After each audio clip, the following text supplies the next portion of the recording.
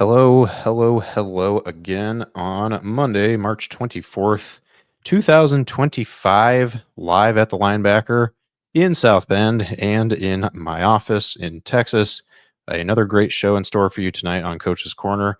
We've got the Hall of Fame recap with Heck, talking college basketball now that the field is down to 16, and high school basketball, the classes, all four classes are down to 2. We will get to all that. We've got a special video to show from, I believe, the Mishawaka media department that highlighted Heck and his Hall of Fame journey. So we'll play that, and then we'll play the normal intro, and then we'll get going here on Coach's Corner. Every player that I've ever coached, whether he was the 12th man on the team or the best player on the team, they all held a special place in my heart. In every one of my stops, there was one central theme.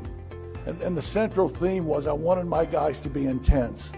I would put the word intensity up in every locker room. And I may walk in with a written speech.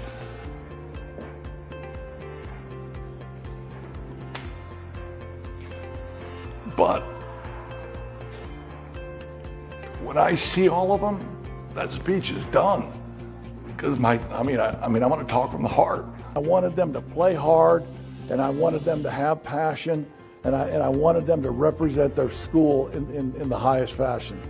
And I can honestly say that for the 30 years I was a head coach, that those guys did that. All you have to do is go to Newcastle, the museum, and see the names of the great players, the great coaches, the great administrators, and then dream that as you walk in there the next time, your name's going to be there.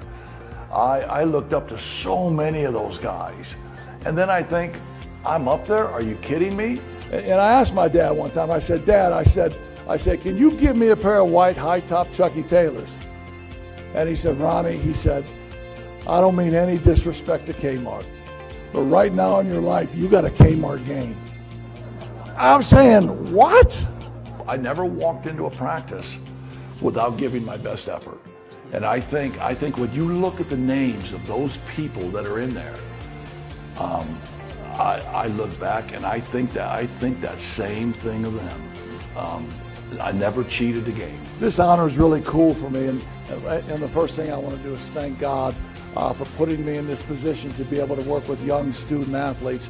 One of the things that I do miss most about coaching is when there's 15 seconds left in the game and you call a timeout and you're in that huddle and you got 10 sets of eyes staring through you, and they can't wait to hear how you're going to lead them and what you're going to tell them, and they're waiting for that.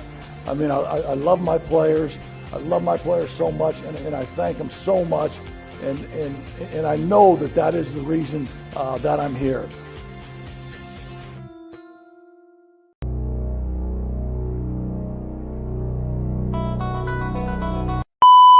Coach's Corner with Coach Heck and the infamous Coach Patrick King. You're stuck with me, man. I'm stuck. You are stuck with me. I ain't going anywhere.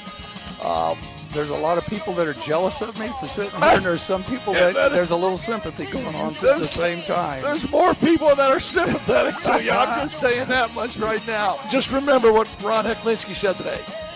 Man, you ain't that good. The scouting report said you were pretty good. You ain't that good. Oh, man. Are you kidding me?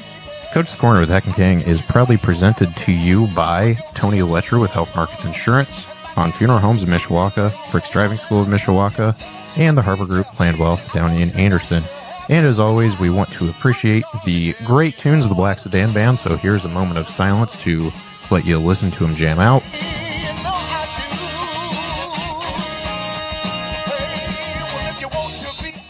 If you just love what you're hearing, check them out on YouTube, Black Sedan Band, or if you want to book them, visit blacksedanband.com. It has all their contact information there.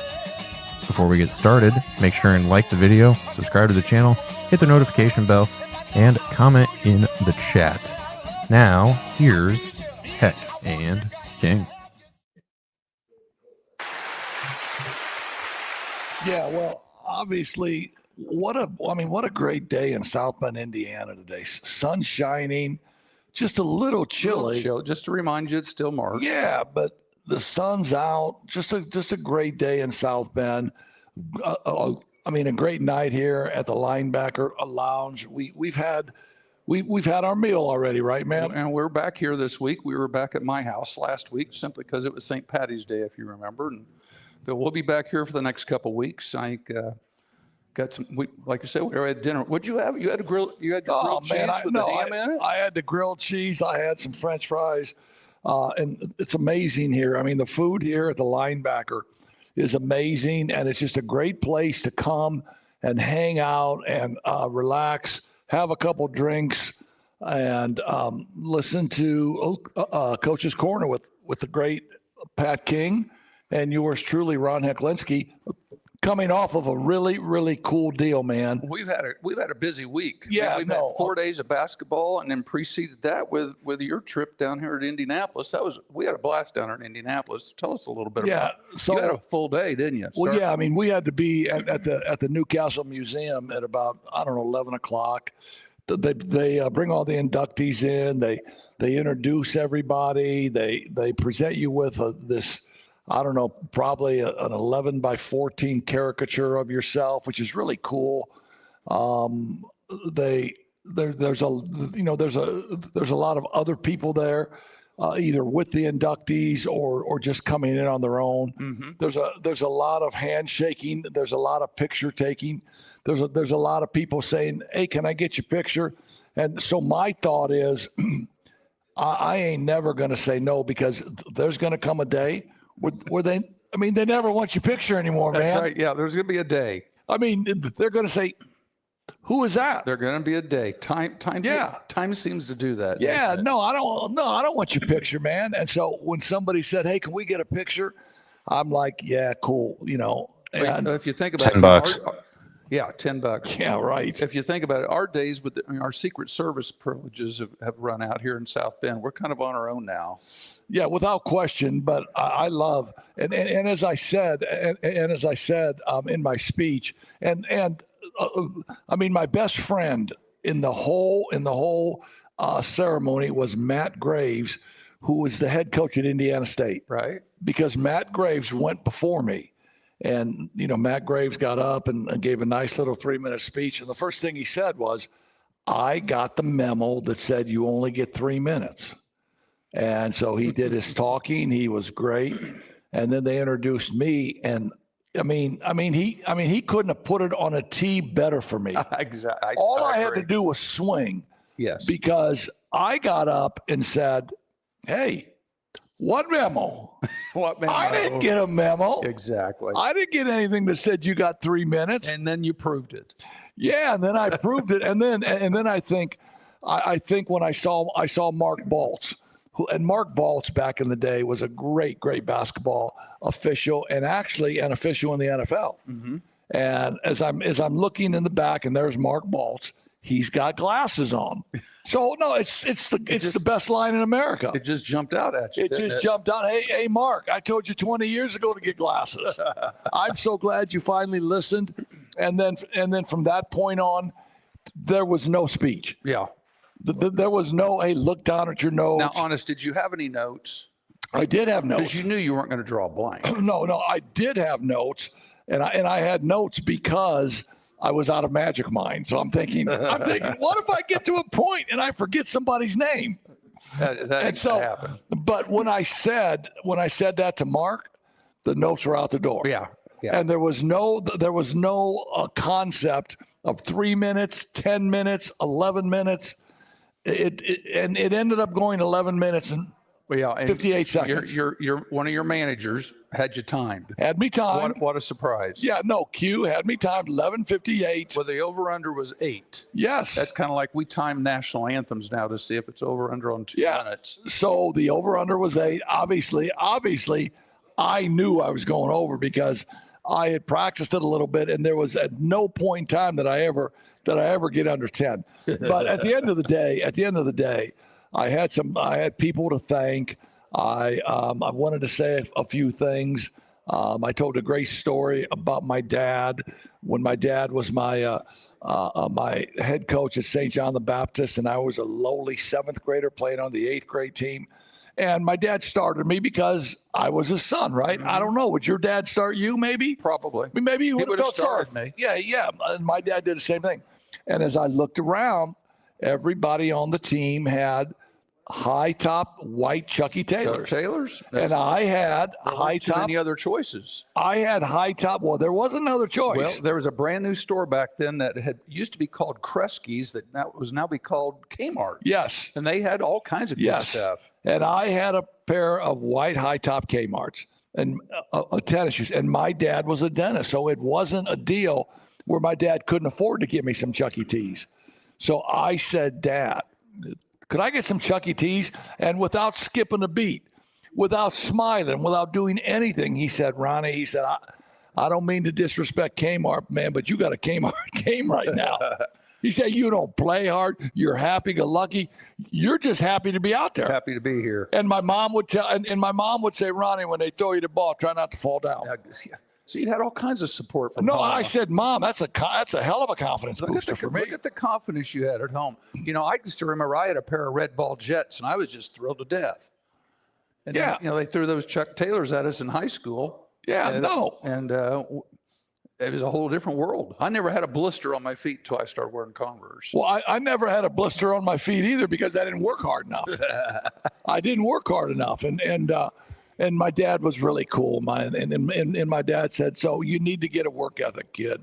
And once you get a work ethic and figure out how hard you need to play, then I'll get you a pair of Chuck E. T's. And it was a great lesson. It was a great lesson without hollering at me, without making me, you know, like run suicides. He just said, quick and to the point. Yeah, get it done, and you'll get some Chuck E. T's. I did, and the rest is history, man. And let's face it, 40 years of coaching, and you want to squeeze it into 3 minutes. Yeah, I you know, no matter what, and if they would have said, Ronnie, if you go past 3 minutes, we're yanking you out of the Hall of Fame. You're out. Now then I would have been out. And it is interesting that one of your old best friends, Dave McCullough, he kind of threw you under the bus because he said, "I'm down to a minute because Heck took my other rest of my time." Yeah, but so Mac and I hung out afterwards at the hotel. My brothers were there. He had some people there. We had some pizza and had a nice time. And Mac said, Heck, I got the inference when we were talking about Coach Wolf, and I said, Coach Wolf, just throw a ball at me. Because Dave McCullough got fired in Noblesville for throwing a ball at a player. Right. And Mac said, I got it. And I said, Dave, if my neck wouldn't have been messed up, I would have turned to you and kind of smiled. Just stared at you. Yeah, but I would have had to turn my whole body. But no, so overall, I mean, listening to the great stories, listening to the other coaches, Jimmy Shannon. I thought Troy Lewis was great. I thought he did a great job. He never said one thing about Purdue. No, he didn't. His whole deal was Anderson. He was an Anderson Indian. Anderson basketball, and that's what he talked about. Matthew Graves, the coach at Indiana State, was good. Leroy Johnson, 87 years old. Yes. And to speak like he did very well. Was amazing to me. And so all in all, it was a great evening, and it was a great day. And Wayne Barker and Dean Huppert nominated me. They told me to fill out the form that they would nominate me because I think you know this too, that when we're coaching, the accolades or anything that people say about you, you ain't got time to worry about. No, it's the next game, right? The next practice, the next summer workout, the way it is now. Mm-hmm. But then once you get done, then you might have time to think about it. And honest to God, I had always heard that there were a couple basketball officials that were always on the selection committee. And I thought to myself, if there's basketball officials on the committee, I got no shot. Now that wouldn't happen with you because you were respectful to officials. That's what I try to tell them. Yeah, I'm respectful to you. Yeah, I saw a couple of them this weekend at Logansport. We were talking about the games themselves, and I even mentioned, I said, I admit I was one of the, I was pretty tough on officials. And one guy looked at me going, "You're kidding." So I never thought you'd admit that. Yeah, no, exactly. I said, well, usually you guys needed some help in the first quarter. Yeah, no. And so I just, and once I got out of coaching, then I thought, well, I don't know, man, and you start looking at the numbers of the people that are in that, Yes. Players, coaches, administrators, and yes, officials, the numbers that they put up. I mean, Dave McCullough got close to 700 wins. Mm-hmm. And a bunch of sectionals. Doug Mitchell, our good friend from North Central, won 2 state championships. Yes. And I don't have that on my resume, but and it's fun for me because these are people I grew up with. Sure. And I know I'll never be there because I spent too much time coaching football. Yeah, in Texas. Yeah. So I mean, the Hall of Fame was never even a thought for me. I'm just happy to go and support people and be happy for them because of the success they've had. So, well, I know one thing. I mean, you need 3 games to get 400 or 300? 300. You need 3 games to get 300. I know. Let's go to Trinity Greenlaw and get 3 games and then quit. There's a couple jobs open around here that have opened up, and I'm still certain I got some news down there. I'm still trying to think. Somebody told us that the Marion job is either open or will open, but I read the Marion paper. There's nothing in that about it. Really? Yeah, nothing in the Marion paper. You would think that'd be headlines. Yeah, and as a matter of fact, I heard that today too. But so are there jobs around here that are open that you might have an interest in? Nothing. No, they're gonna have to be real interested. The one job Joe Bucks decided he's had enough at Pendleton because he was kind of just took that over again until they figured something out. The Tipton job is opened. Our friend Cliff Hawkins needs a kidney, and that's the issue with him. Really? And he's a couple years older than us anyway. Yes. So I think it's time for Cliff to go home and just enjoy himself. No, lay on the couch and get a new kidney. Yeah, and make friends with his kidney. The one down south, the one that interests me is the Floyd Central job because that's in the same school district with Jimmy Shannon. It'll be interesting to see if Jimmy decides, I live right here, maybe I'll just go up and coach at Floyd for a couple of years. I could see Jimmy Shannon going back in. You just can't tell. He's teaching still. He's got driver's ed and he's coaching at Charleston. But the trick of that though, that's just up on the hill. It's the same school district. That'd be like going from LaPel to Frankton, or going from IU to Purdue, or vice versa. I was going to say it's the New Albany Floyd County School Corporation. Yes, you're going to your arch enemy. There's 3 schools down there on the river that they just don't like each other. New Albany, Jeffersonville on the other side of the interstate, and then Floyd's Knob up on the hill. Yeah, they call them Floyd Snobs up there. Yeah, and so probably Jimmy. Well, I don't know. I mean, Jimmy's got enough juice to get whatever he wanted to. I would think. And now he's got HOF after his name. Yeah, I would think it'd be a decision he wants to make. Does he want to jump into that bee's nest? I don't know. But so and as we get going now, the job market will start opening up now as we get going. And just like even example at the college level, look what's happened just here in the last couple of days. It's like as soon as a team gets beat, their coach leaves and he gets announced the very next day. I thought it was interesting. The Texas coach gets fired like at lunchtime, and before dinner, Sean Miller's already been announced from Xavier. He's going to Texas. Yeah, and think that wasn't already in the works? Well, yeah, no. It makes you think that they're negotiating ahead of time, or Sean Miller gets the phone call and the numbers are just too crazy to say no. Yeah. And when you think about, big time college basketball, Texas is always in the conversation. Oh, sure. It is now definitely a basketball school in addition to football. How about the Minnesota job? It's been open for over a week. And they bring a Minnesota guy back. And as soon as Colorado State loses last night, within hours, the Colorado State coach is named to come back and go to his alma mater at Minnesota. Yeah. Well, did you see Iowa too? The Drake coach is going to Iowa. Yeah, so Drake's now getting ready to have their 3rd coach in 3 years. Yes. And so it's amazing. It's amazing about those mid-major jobs now, because obviously those mid-major jobs are the tough jobs because and I don't blame coaches for getting out of those jobs, because at the end of the day, if you got a player or you got 2 or 3 good players, a la Indiana State last year. Indiana State makes a nice run. They're really good. Robbie Avila. Right. They got 2 or 3 other guys. 2 guys played for Texas. Another guy was in the NCAA tournament. Robbie Avila had a good year at St. Louis. Right. Every one of those guys came from Indiana State. Right. A mid-major that you're not going to be able to keep. Well, and the whole point of that is then you twist that around. You've got coaches that basically can leave every year. And some of them, we've got coaches that have been 3 places in 3 years just because of the way things open, i.e. the new Indiana coach. Players can do the same thing now? Yeah, no. Players can do the same thing. So everybody's screaming and crying about the players jumping around. And, we could go any direction we wanted with that. But they're just saying, well, we're doing the same thing coach is.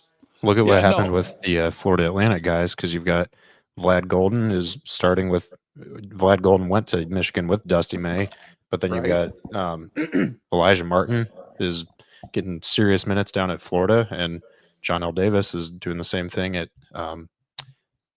Kentucky. Maybe. Yeah. No, Arkansas. He went to Arkansas with Cal. He's over there with Coach Cal. Well, so, those Florida Atlantic guys that were on the Final Four team at Florida Atlantic are gone and still having success. 3 starters at Arkansas were at Kentucky last year with Coach Cal. So yeah, and so I had a great conversation with one of my mentors and a guy that you worked with at Manchester College, and I worked with him at Ball State, Dick Hunsaker, and Dick Hunsaker made a great point. He said I don't mind kids getting paid. And he said obviously there needs to be some parameters on kids getting paid. He said what I would like to see and have go back to is kids would have to sit a year if they transferred. Interesting. And that would slow some of the stuff down from the standpoint of, I don't want to play for this coach because he's too tough on me. Mm-hmm. And it would slow a little bit of that down. Players would still get paid, but now they would have to think a little bit more because they would have to sit out the old-fashioned way, right? Right. And then let me jump the other direction.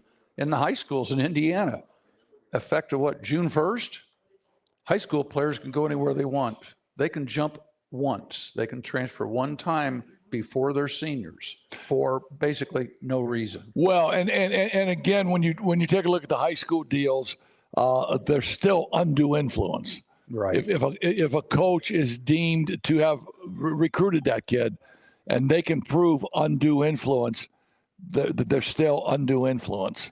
But here's the deal there. Coaches don't need to recruit because their players are going to do it. Players will do it. Yeah, I mean, their players are going to do it in AAU settings. Sure. Hey, man, why don't you come transfer with me? We'll play together and blah, blah, blah. And, the coach's hands are clean. Right. Well, and just for an example, I was reading some stuff today. Crispus Attucks, one of the 3A schools in Indianapolis. Matter of fact, they're getting ready to play St. Joe in the state finals. 7 of their 12 players on their roster were not at Crispus Attucks a year ago. They're all transfers. And the 7 that are in their top 9. The 7 that are in their top 9 in the player rotation, and one of them is from Lawrence Central High School, and we know Phil Washington, a friend of the show, a good friend of mine. He started the first game at Lawrence Central. Started, played. That weekend, he decided, I'm transferring to Crispus Attucks. Transfers to Crispus Attucks, and at the end of the day, there's no fight. He got eligibility. He got eligibility immediately. So he starts at Lawrence Central. He's now playing at Crispus Attucks. January 1st. He was playing at Crispus Attucks the next week. Oh, is that right? The next week. Ooh, that sounds like that football player that went from Adams to Riley in 1 week there a couple of years ago. There's no and I was talking to somebody today, and they told me, they said, heck, if anybody ever transferred to Anderson High School, the IHSAA was all over it because Anderson High School a lot of publicity, a lot of people always looking at it. If a kid's going to if a good basketball player is going to come to Anderson, he's coming to play basketball. And I can't tell you, maybe in my 18-year career, maybe once, maybe twice, did a kid transfer in and get eligibility. I mean, and Anderson. I've got stories from the 50s, 60s, and 70s, which are a long time ago. But with the automobile industry, it was amazing how many kids lived out in the county that might have been Lapel or Frankton kids that magically in 9th grade, 10th grade were at Anderson. Same thing happened in Kokomo. Same thing happened in Muncie, especially Kokomo with the Chrysler plant, Marion with the Fisher Body. You come in from Oak Hill, you come in from Swayze, you come in from Mississinawa, and come to the big city and get to play for the Marion Giants. It happened. Nobody blinked an eye. Nobody blinked an eye. Bruce Grimm up here in Plymouth when we were in school, he played at 4 schools in 4 years, right? Yeah, exactly. Exactly. And how's that for random? Well, and in the years maybe 1990 to now, well, and not to now, because now kids can move wherever they want to go. But 1990s, they were getting declared ineligible for anything. Mm-hmm. And it was like the IHSA is trying to get a handle. They're trying to put their foot down. But I mean, I can't tell you, like maybe once or twice did I have a kid. Right. And, they talk about the private schools and the public schools. That's always one of the big complaints in the 1As and 2As about well, we've got all our kids are homegrown, compared to one of the private schools that's bringing kids in from wherever it might be. That hadn't been a legitimate argument in the last, 15, 20 years because of open enrollment. You can live anywhere you want. As long as you can get to the other school, you can go there. You can live in LaPorte and go to Valpo. You can live in Carmel and go anywhere you choose. Yeah. So what happened then in the private schools was the fact where vouchers came in. Yeah, vouchers have made a big difference. So now it costs I don't know, $10,000 a year to go to Mishawaka Marion. I mean, maybe that's just a figure. Throw it out there. Now with vouchers, public school kids were going for free. Oh yeah. And then you had great players, great athletes saying, we want a Catholic education. Mm-hmm. We, the Catholic schools offer different classes than what a public school would offer. And gone is the point that you had to pay a tuition. Right. And when vouchers came in, when they started paying families for what they used to pay the school, and then they had that school choice. Well, school choice meant school choice. Public, private, charter, doesn't matter. Yeah, I don't think there's any question about that. Listen, we are going to talk to a great ex-head basketball coach, one of my former players at Edgewood, named Mark Schlesinger. We're going to talk to Mark here shortly. Scott, why don't you take us to break? We'll come back with some college basketball. Medicare plans can be confusing, but they don't have to be. I'm Tony Letcher, licensed insurance agent.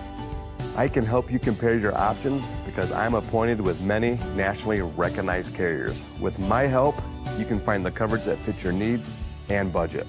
I don't want you to be my client today. I want you to be my client forever. Call Tony Letcher today to schedule your free consultation or visit tletcher.com. Dealing with the loss of a loved one can leave you with lots of unanswered questions and stress. At Hahn Funeral Homes of Mishawaka, we are here to help. Our focus has always been on the families that we serve. At Hahn Funeral Homes, we stand ready to meet your needs and exceed your expectations when selecting a funeral home. Our experienced funeral directors and staff will be there for you every step of the way for all of your funeral service needs. Hahn Funeral Homes is located at 505 West 8th Street in downtown Mishawaka. You can call them anytime at 574-255-1474 or stop in to get all your answers from our local funeral professionals about all your funeral needs. Han Funeral Homes, a family serving families. Are you sick and tired of relying on somebody else to get you around? Are you coming to Indiana from a place where you just never needed to learn how to drive? Well, if you're looking to hit the road with confidence, Frick's Driving School in Mishawaka has been helping drivers of all ages gain the skills they need for a lifetime of safe driving. With experienced, patient instructors like Mr. Coach Pat King and flexible scheduling, Frick's makes it easy for you to learn to drive easy and stress-free. Whether you're a first-time driver or need a refresher like Mr. Coach Ron Heklinski, Frick's has you covered. Plus, for just $65, they offer the state driving exam in-house. No need to go anywhere else. Visit fricksdrivered.com or call 574-256-0650 to get started today. If you're nearing retirement, or if you're like me and you're not nearing retirement but you still want to get your money right for retirement, the Harbor Group Planned Wealth has you covered with the ability to answer questions like, what specific steps should I take before retiring? When should I draw Social Security? How do I manage investment risk? How much will health insurance cost if I retire? If I'm over 62, which I still am not, how much money can I earn part-time without affecting my Social Security and or my pension? And is it really possible to get a raise if I retire? If you want all those questions and more answered, call the Harbor Group at 855-5-HARBOR, HARBER, or you can contact VP Jessica Rhodes at 765-393-1074, or visit the website harborgroup.com. Securities and advisory services are offered through LPL Financial, a registered investment advisor, member FINRA SIPC. We are back with more Coach's Corner with Heck and King, live at the Linebacker in South Bend, and like I said earlier, in my office in Texas. And they were saying earlier that it was a little bit chilly. Well, sorry to inform you guys, it's about 85 and not a cloud in the sky today down here. So still a little too cold to get in the pool, but we're getting there. Yeah, no, it's a rough life. It's a rough life. So You're paying for it. yeah, and then talking about Han Funeral Home again. What did one casket say to the other casket? I don't know, Aaron, what did one coffin say to the other coffin? What did one casket I think you just gave away the punchline. Is that you coughing? Yes. I can screw up a commercial, can I? Yeah. There we go. I can tune a piano, but I can't tune a fish. REO Speedwagon. I hear you. No. My brother Booty would have. So if I would have said I can tune a piano, then Booty would have chimed right in saying, "But I can't tune a fish." He knew that one. Well, no, he loved music. That's his song. He was a music aficionado, and he had a turntable. He had 500 albums downstairs, and he would make DVDs and discs and CDs for everybody. The homemade versions for everybody. Yep. I wonder how much our album collections are really worth. Well, I don't know, but I mean, Booty had 500. I'd say, hey, Booty, I can tune a piano, and without batting an eye, I can tune a fish. There you go, man. I was lucky enough in Indianapolis when I was at Butler. And then a few years after that, I worked at Market Square Arena for 5 years as a ticket taker. So that was part of my scholarship. Instead of handing out towels at Hinkle, in the swim area during intramurals, I worked at Market Square Arena. So I was fortunate enough to see a bunch of stuff. So whatever was there, whether it was the circus, whether it was the Pacers, the Racers, which were the hockey team, the NCAA tournaments. I was there. I mean, I was when I worked the locker rooms, which was nice. Wow, so pretty cool. Like 1980 was the Final Four. Yeah, I was there. I was the guy that had to go in the locker rooms and get the players, had the list of names, say, hey, we need you out here for a press conference and stuff. So that was a lot of fun. My first 3 concerts, speaking of music, I saw Elvis Presley, last concert, whatever year that was, Rod Stewart, Fleetwood Mac. And I'm sitting there thinking, I'm getting paid to be here.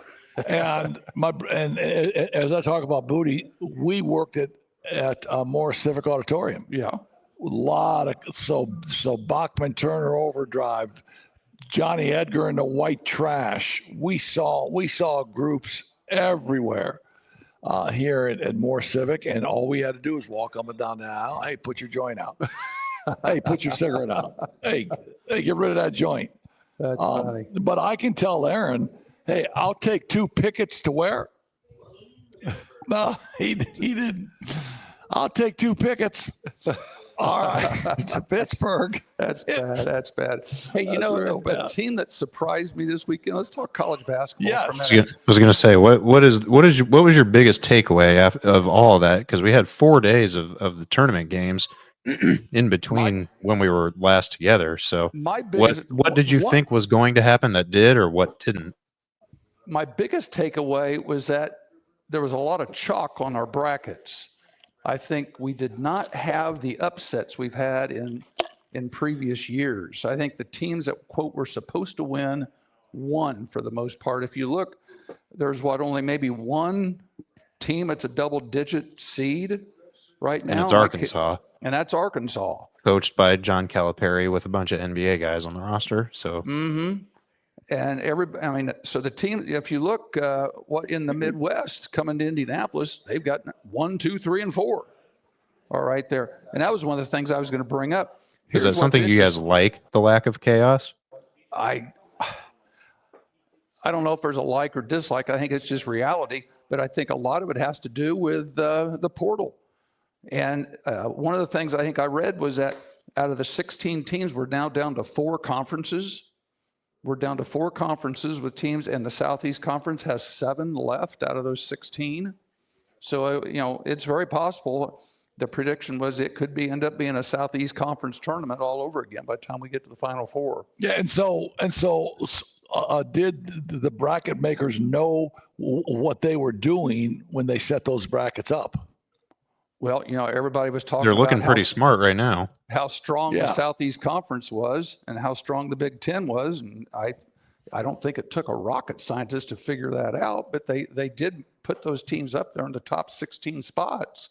Here, should we ask our guest what he thinks? Sure, add him in here. That'd be fantastic. So joining us now is the associate head coach at Indiana State. He was the head coach at the University of New Orleans for quite a while. It's Coach Mark Schlesinger. Woo!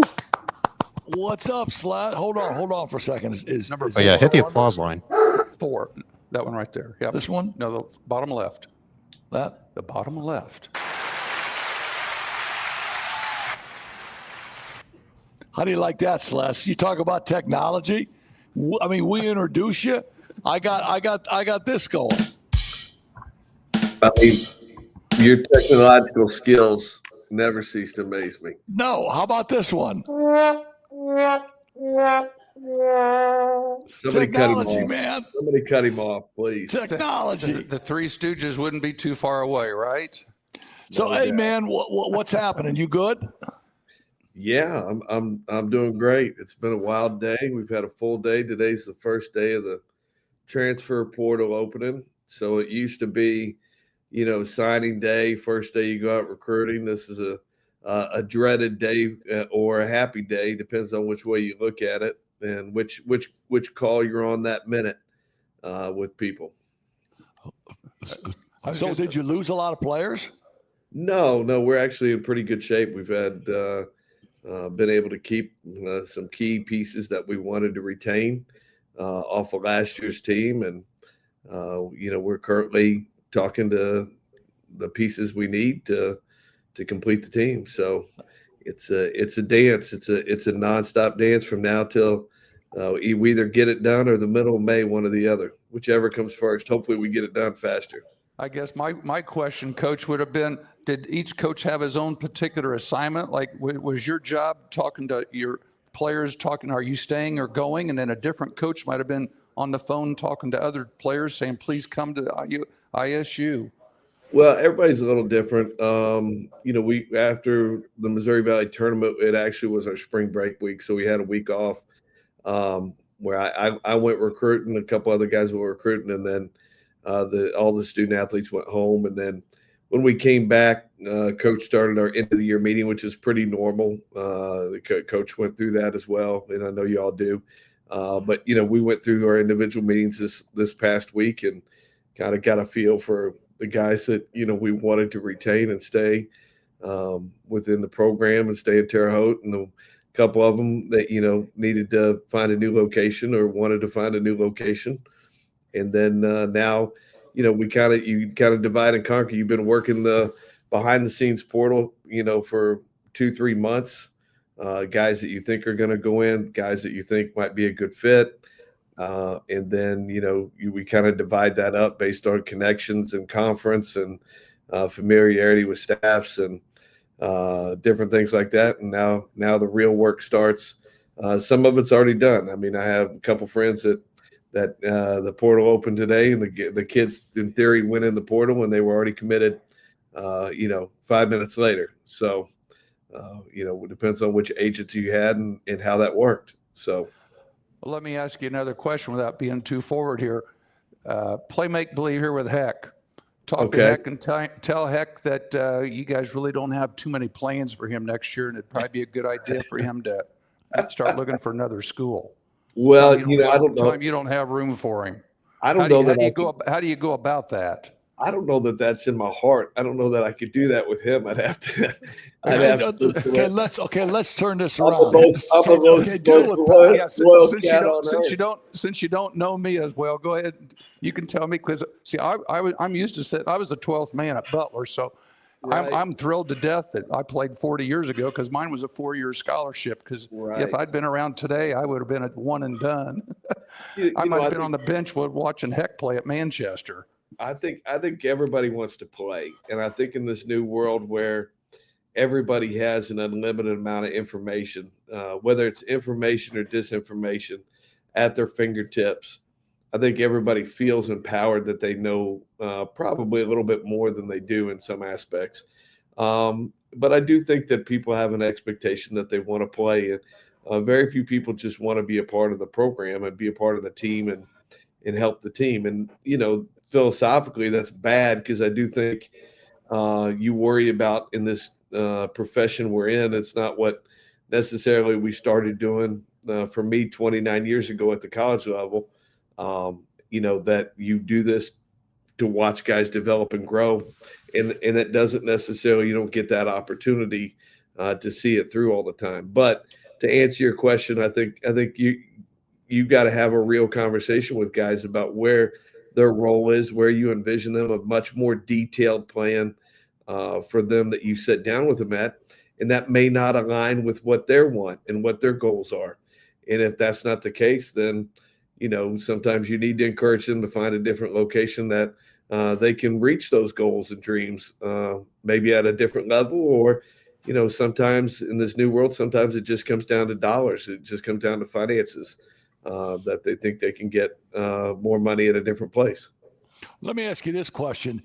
If you got a kid at Indiana State that, and I'll just be blunt about it, that isn't good enough to play at Indiana State, but he loves basketball and he wants to continue playing, is the next level for him the NAIA League, the Crossroads League?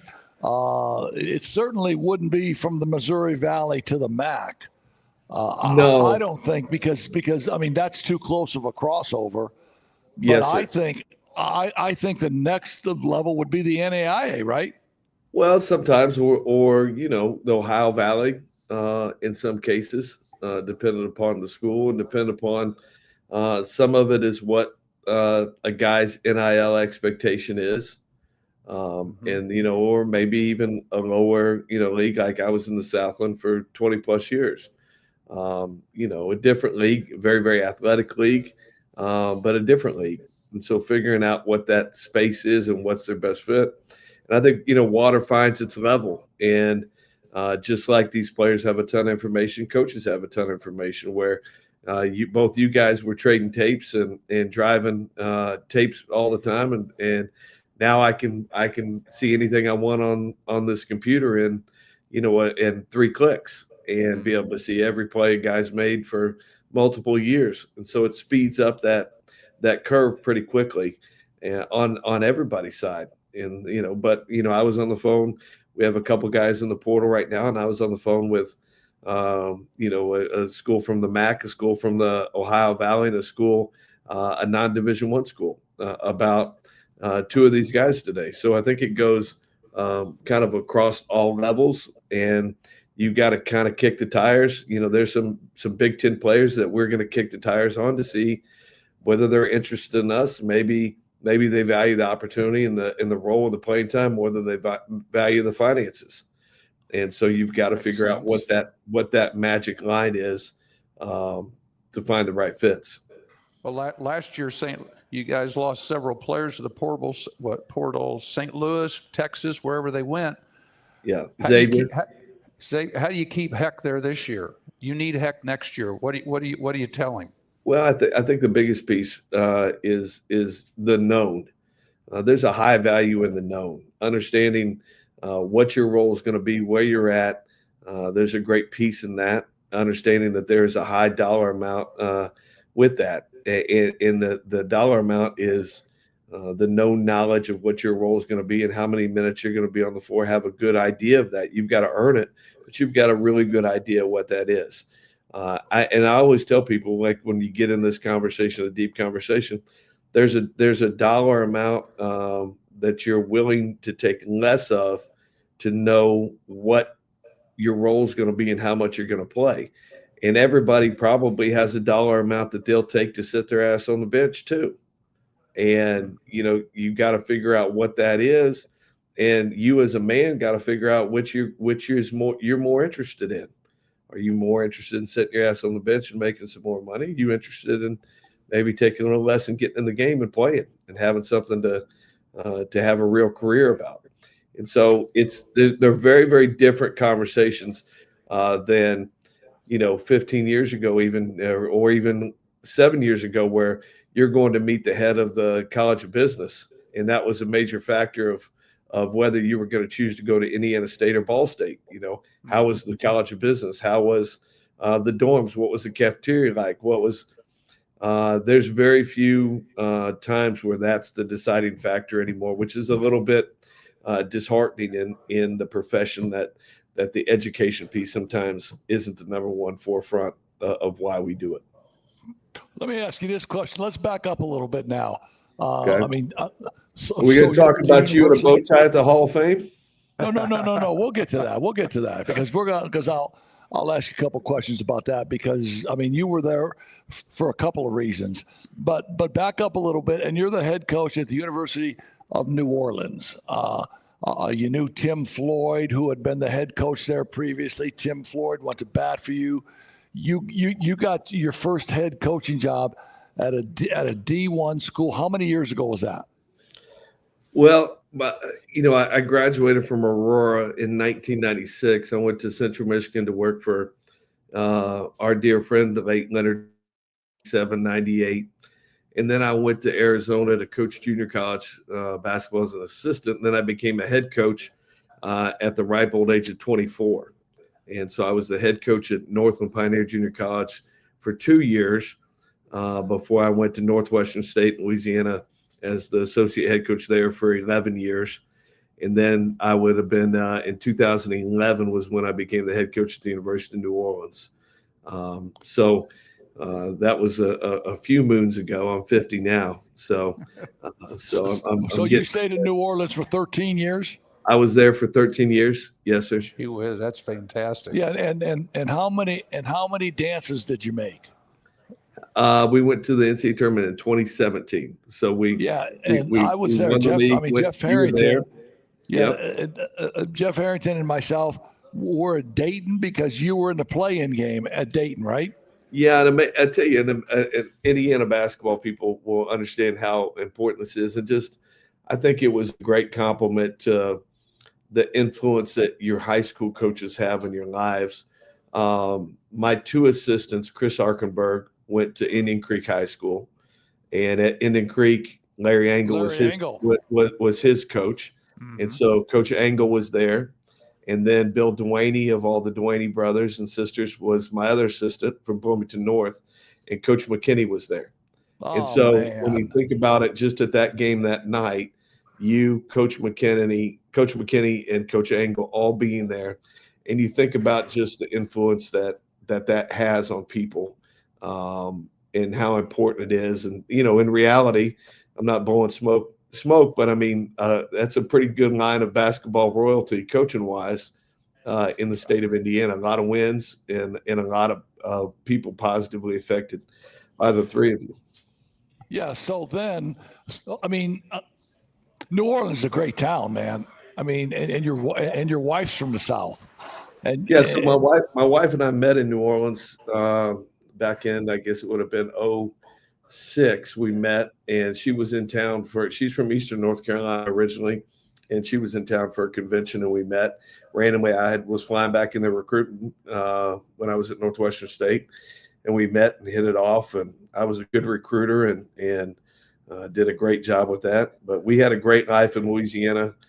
For me, 24 years there. I lived there more than I did anywhere else in my life. And we had a great life. And New Orleans is a fantastic city. And I never dreamed I would leave there. I had a couple years left on my contract. But when Coach Graves, got this opportunity, and he and I have been friends since we were in college and working Vincennes camp together. And we figured out we went to Vincennes camp as kids too at the same time. We figured that out the other day. But just that, as my parents still live in Bloomington in the house I grew up in, and they're in their 80s. And to get a chance, kind of like you did when you went back to South Bend, God blessed me with an opportunity to come home and help serve them on the back end of their life, which is an amazing opportunity and something for them to be around my kids and do that. And it's just been an amazing chance to. I've fought such a hard fight at New Orleans where you fight your guts out to get 400 people there some nights and to fight all the things. We were one of the lowest funded schools in the country, to be able to be at a place like Indiana State where we get 5,000 every night in one of the best basketball facilities I think in the Midwest at the Home Center. That is a fun place to play. And Yeah. It's just great. And that part of it's been really neat. And you kind of get to where you want a different change. I wanted to do a scout on somebody other than McNeese State or Lamar. Like I enjoyed doing the Northern Iowa Scout this year and doing different scouts against really different people. And it's kind of been a chance for me to kind of reboot coaching wise on some stuff that I really believe in. And Coach is a very offensive gifted guy. I think he's an offensive savant in a lot of the things he does. And I'm shocking news story. I'm a little bit more defensive minded because of his roots. So he and I have some pretty interesting dialogue, and that's been neat for us to be able to kind of mesh together. And if anybody knows my boss, he's the nicest, generally most calm guy in the world. And I'm a little bit like my old high school coach and kind of run on 10 all the time. Yeah. So, and going back to talk about your wife for a second.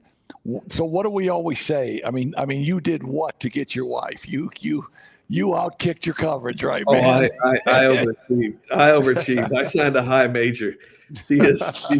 I tell guys whenever before they meet her, she works on campus and did it New Orleans as well. So when we are on a campus tour, if they haven't met her yet, when we go by her office, I'll say, hey guys, you're about to see I'm a hell of a recruiter. I got a smoking hot wife. She's way hotter than I should have. Yeah, and yes, you do, and you have outkicked your coverage, but so go back now a little bit, and recruiting high school kids. How much of that, on a percentage, would you say that you're going to offer high school kids as opposed to going into the portal now? Because in a recruiting cycle, you may say, I'm taking 4 high school kids. Now you might say I'm taking 1 high school kid and 3 portal kids. Yeah, I think probably a fair number with, there's 13 scholarships each team gets right now at Division I. That'll change. Some teams will have 15 next year if they opt in to the revenue sharing portion of it. So, I think a very fair number that you can consider is you're going to probably turn over 6 spots a year on your roster, whether that's through graduation, transfer portal, you not renewing their scholarship, something, you're going to have 6 to 7 new faces every year. So a little bit similar back to when I was a junior college coach. If you had 4 guys back in a year, that was a hell of a returning class. So I think that part, you've got to kind of look at it. Different people have different strategies. But the one thing I will say that I know is, generally getting old is a pretty solid winning formula. And I think when you look at how people approach that, they're probably spot on. When we got playing our best last year, we had our oldest guys playing a good bit of the minutes. Now we signed 2 high school kids in the early period in the fall. I think we kind of have an idea that we'll probably approach that every year, that we'll probably take 2 high school guys in the fall and maybe 1 junior college guy, just because we think that that's a good fit and kind of a niche for us. But I do think, like in the state right now, this class coming up, 26 class, there's probably 4 or 5 guys that are really high targets for us that we'll try to get 2 of those guys and see if we can do that. But I don't think we'd probably ever go much farther than 2 or 3. That'd be a stretch. So then what happens to the rest of the high school kids? Is it NAIA or is it judo? Because there's a lot of great high school players, right? Right. So where are they going? I think it's a combination of both those things. Because I'm recruiting probably 8 guys out of Division II NAIA right now that are either 4th year, 5th year, 3rd year guys out of those places. That, because you think about, now where in our previous lives, you had to sit out a year. If you went up, you had to sit out a year, and that's not the case no more. And so being able to be immediately eligible, it makes sense to, if you can go get, I just got off the phone with a Division II, first team all-league guy, averaged 23 points a game. He's 23 years old right now, about to turn 24. Mm-hmm. Well, that's probably pretty good math for the Sycamores. If I can roll out there with a 24-year-old guy on the perimeter going against a 19-year-old guy, that gives us probably a better than average chance. And so figuring out. Yeah, one of my former players is a D2 coach over in the Carolinas at Johnson Smith, one of the HBCS schools. And that's exactly what he's talking about is, he's got players. He says, do you want to get paid? Well, then you need to get in the gym. Bob, he gives them that speech about the 6 a.m. workouts and stuff. But he's talking about getting players over there, like into the Southland Conference or the Sun Belt or conferences that you were talking about previously. Right. The conferences that, the Carolinas are going to be familiar with. Yeah, for sure. And I think that you kind of, where before, you guys know, we recruited junior college, and that was kind of your only way to get maybe a little older guy. If you needed a quick influx of talent that's played 60 games and maybe is a little older, a little tougher.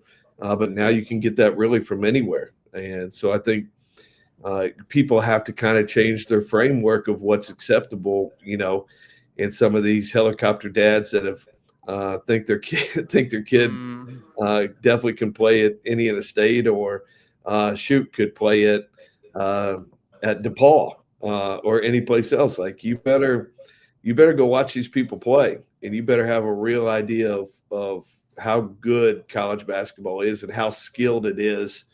And I think that a lot of times people miss that part. Yeah. So now let's back up a couple days, man. So you're going to make the trip over to Indy. Your head coach is going in. Matthew Graves, man, had a great career at White River Valley. I remember when he played for Dave Clark. Dave Clark, just a top-notch guy. And so Matthew Graves gets in. Your old ball coach from Edgewood gets in. You had a hell of a night Wednesday night, didn't you, man? I tell you, it was pretty just being back home and just experiencing it because, I did that in Louisiana for all those years. And it was a nice ceremony. My wife asked me about it when I got home that night. And the one in Louisiana was a nice ceremony. And it was, in a little room of there might have been 100 people, fit 75 or 100 people at that same event there. And I told her, I said, it was sold out, 900 plus people. And she just couldn't believe it. And it was just such a well done event and such first class. And my hat's off to the Hall and their admin, and just to see everybody and just see all the faces of it, from contributors to officials to coaches to players. There's a reason why it's so special in our state, and just to see that just confirms everything that we know and love about it. But to have two guys, and then y'all ended up sitting next to each other, which was really, really neat, to see you guys up there next to each other was really neat. And your head coach, Matthew Grage, did me a hell of a favor. He goes up there and he says, I got the memo, 3 minutes. I'm going to give you 3 minutes, right? Which opened the door for me, because all I had to say was, what memo? I got no memo. Yes. And so I mean, you know me as well as anybody. I can spin a great story, and I had a great story. If I would have had 15 minutes, I had a great story that your good friend and my good friend from Edgewood High School, Mr. John Holmes, the athletic director, just a treasured individual in both of our lives, right? Yes, sir. Yes, sir. Absolutely. So I have a story, and I wish I could have told it, because I think it would have been awesome. But I get the job at Edgewood, and Mr. Holmes has that Southern drawl, and Mr. Townsend's the principal, and they're both in the room. And, they say, congratulations, Ron, blah, blah, blah. I say, okay. And now Mr. Holmes says, Ron, I got two things I want to say to you. I say, okay, Mr. Holmes. He says, number one, I don't want you going into a certain bar in Ellettsville. And I said, cool. He says, number two, I don't want you using the F word in practice or games. Now, John Holmes, and I know John Holmes. That is definitely the pot calling the kettle black. Correct. And I looked at Mr. Holmes, and I said, well, as Meatloaf once said, 2 out of 3 ain't bad. 1 out of 2 ain't bad, Mr. Holmes. And I ain't never going to go into that bar in Ellettsville, man. You can see John Holmes telling me that. Can't you? Yes, sir. Absolutely. Absolutely. Yeah. No. He was as fine a man as I've ever had. And I was so blessed.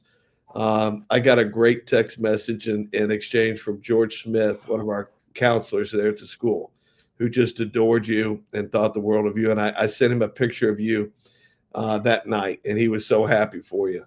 But just, I tell people all the time, I have the greatest dad in the world, but then I also had just an incredible group of men around me at that school. You, Mr. Holmes, our like you mentioned, our principal, Mr. Townsend, our guidance counselor, George Smith, Coach Hammett, Coach Chance.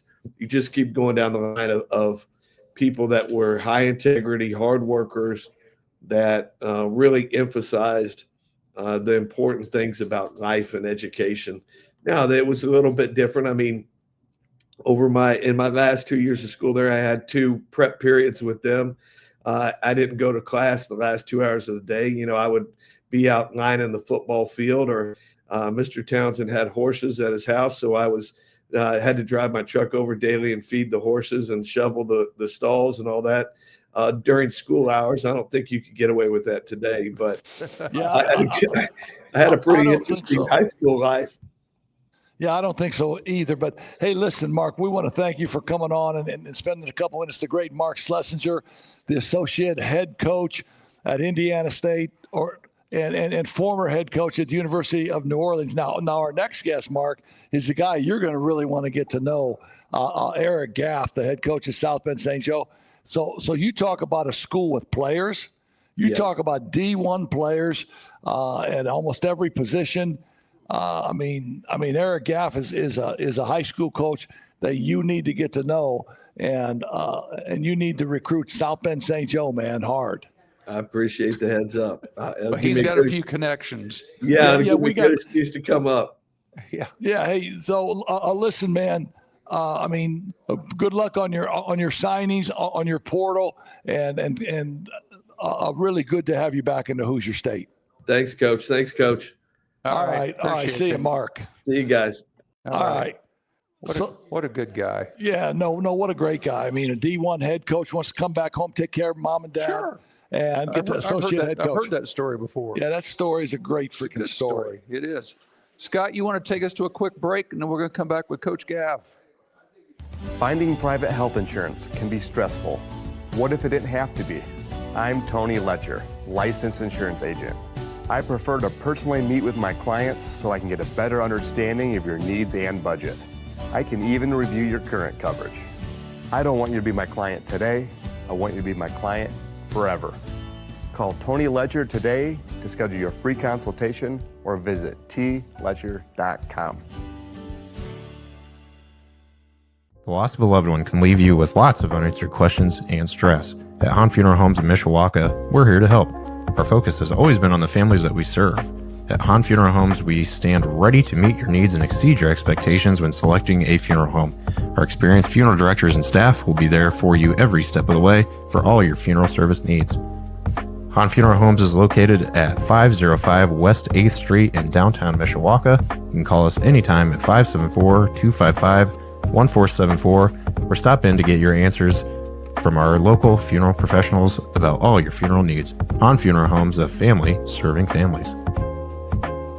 Hey, are you in the great state of Indiana and need your driver's license? Frick's Driving School in Mishawaka makes it easy with the Indiana State Driving Exam in-house for just $65. No formal driver's education is required. You might even get to drive with Pat King. Who wouldn't want that? I don't know. You just have to be 16 years and 270 days old, which is like 9 months, and have held an Indiana learner's permit for at least 180 days, which is like 6 months. Frick's provides the vehicle. You just have to bring yourself, a can-do attitude, and a ride to and from the office. The exam takes only about 20 minutes, and you can walk out with your official Indiana driver's license, which we're like the only state that calls it an operator's license for some reason. To schedule, you can call 574-256-0650 or visit fricksdrivered.com.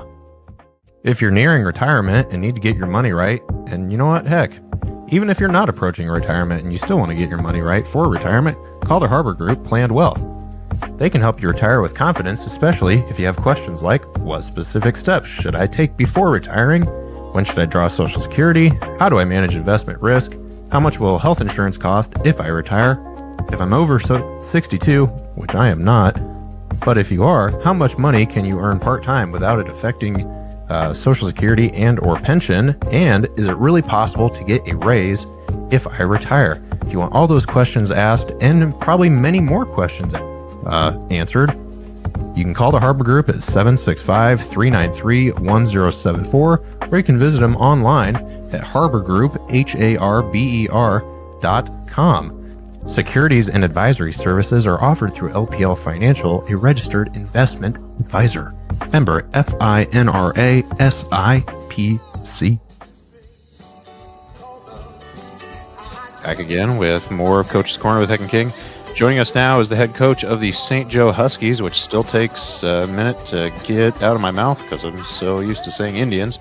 Currently 26-3, and on Saturday at 6 p.m. they will play Crispus Attucks in the 3A state finals down at Cambridge Fieldhouse, which I still call Conseco Fieldhouse. It is Coach Eric Gaff.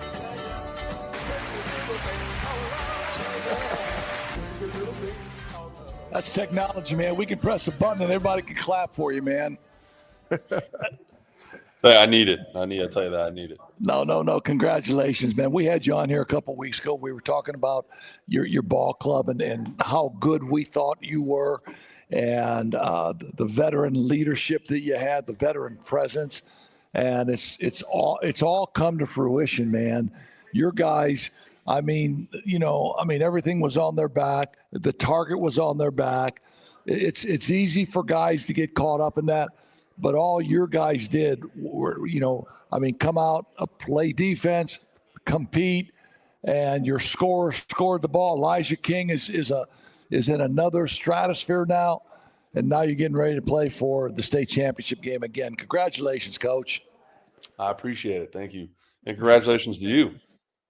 Yeah, I appreciate that too, man. Thank you also. He's had a good week, that's for sure. Between Wednesday Hall of Fame and then Saturday, while you were busy coaching basketball, he's taking care of the grandkids. Yeah, a little birthday party for my grandson, but I wasn't very far from the radio and listening to the Huskies just put it on McConaughey, man. I mean, a second quarter, right? Yeah, we got it going. I felt like if we played our way, our brand of basketball, we could slowly walk away from them. And our guys decided to sprint away from them, and they just really, really got after them, and confidence was there. And I pretty much just sat down, watched it take place. So for the people that don't know exactly what happened, the score of that game ended up being 115-81. So 100 points in a high school game is insane. So just in case anybody didn't know. Yeah, you guys, that was probably the best semi-state I've seen in a long time for a 2-game set. Your kids were in it for all 8 quarters, and I enjoyed it. I could see the game plan you had. It seemed like during the week and afterward, I talked to your assistant coaches. They said, during the week, coaches said, basically we're going to put our foot on the gas pedal and go, and see if anybody can keep up with us. Yeah, we think we can score at a high rate, and we think if we keep teams up at our pace, I don't think they can survive. Especially, I think Saturday, especially. That might change a little bit this week. I think Crispus Acts can go, but that was the plan, and the guys bought into it, and it paid off. Well, and it was to me, I would say it was a calculated gamble because Saturday was the only day you had to play 2 games in one day. That plan, would to me would fit for a regional. It would fit for a 1-game state finals. But I thought it was really, I wouldn't say chancy, but those kids had to be in shape, to make sure and do what you did for 8 quarters in one day. And I thought that was a definite compliment to the players to make sure they were in condition. But at the same time, I thought they bought into it.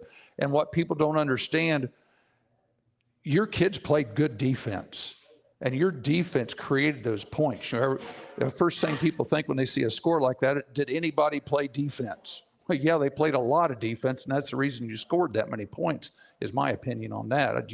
Is that anywhere close? I mean, you guys played full court. I thought your half court and 3-quarter press, defense was phenomenal. Yeah, we say defense is our DNA. That was probably the hardest sell so far in my career, is getting guys to buy into defense first. And kind of the way we sold it is we told them, hey, you're always on offense. If you play defense and you play aggressive enough, it can get you more shots at the basket. So let's look at it as we're always on offense. And I said, if we're going to do this, I'm going to run you into the dirt every day of the week so that we never get tired. And again, to the guys' credit, they bought into it. And then, in the game, in between game 1 and game 2, great support from the families and a great plan put in place by my assistants. We had a ice bath for the guys at the hotel. We had Normatec boots. We had Gatorades and waters, and food, and we spaced it out. So we want to make sure we're as recovered as possible because, East Chicago, heck of a program. So we knew we would have to get a battle there. So, the gamble paid off. The philosophy the guys, bought into paid off, and real proud of the way they went about it. Yeah, plus your depth. I mean, it's not like you're only playing 5 guys. You're playing 7, maybe 8 guys, and the quality of guys that you're bringing in are starters in another program, right? Yeah, I mean, start of season, we told the guys, like, we're bringing starters off the bench. Most of you start at the schools in our area, and if you can allow yourself to be okay with that and love that role, we have a chance to do something special. And all of our guys come off the bench or come in and throw a punch that, gets us a little bit over, the next little hump in the game and gives our top guys a little bit of a break. And we can just really pour it on in big stretches. I think we can go on some big scoring runs. I think we had like a 12-point run in the second quarter against Connequa and something similar against ECC in the evening game. So, again, just my guys really giving their all for the team. Well, I was just looking here I've got the box score here. You're talking, your starters all played, 24 plus minutes, but your 6th and 7th men both played 10 minutes. That's just over a quarter. That's a lot of clock for bench players. I'm looking at East Chicago. Their bench players played 4 minutes, 7 minutes. Yours played 10 and 10. I mean, that's quality minutes for people coming off the bench. Yeah, and it's a little bit below where we usually are, but when as coach can say, championship game of the semi-state too. Yeah, and like coach could say, like when you see a guy going off, you don't want to pull him off. Elijah King's going off, and he's defending his butt off. He's scoring at will, and he's putting his hands on his knees, and assistant coach is like, "Do you want to sub him out?" Hell no, let this. We're gonna ride in. No, man. I mean, he's in a rhythm, man. And when you talk about kids playing and they play in these AAU tournaments, now obviously they don't play as hard as they do in a high school game, but they play all freaking day. And you get a guy like Elijah King, and he's in that rhythm, and that basket looks huge to him. He don't want to come out anyway, right? No. So he's a competitor, and even when over this, during the season, he had like 3 fouls. We pulled him out, and he looked at me like he's going to kill me. I said, "Look, you got 3 fouls. Bear with me. We'll get you back in. Don't worry." Well, and the guy I thought I was impressed with was Chase Knesny. He offensively he had an off night. You could tell his legs were tired, but he put in 30 plus minutes in those 2 games. I think in the afternoon game, your first game, you might have pulled him about the 4-minute mark. But he's 2 for 11. Shooting. Well, he just happened to have 9 rebounds. He found out, how do I stay on the floor? Because we saw Coach Patino pulled somebody this week because he couldn't make a shot and he couldn't do anything else. Chase played the whole game and guarded the other team's best player some, and he did other things, and you couldn't pull him. And even though he wasn't scoring, he provided the ball to other people. Elijah was scoring, Shrewsbury was scoring, so he didn't have to score. No, that's credit to him as a young man. That's a hard thing to learn as a player. If things aren't going your way, what else can you do to be a positive impact? I think his defense, his rebounding. I mean, he runs the top of our press 90% of the time. Yes, and he's going 84 feet. He runs the point of that diamond press. Yeah, so he's a dog. When we talk about you want dogs on a team, he's a dog. So he's definitely a guy you got to try and figure out how you can keep him on the floor as long as possible.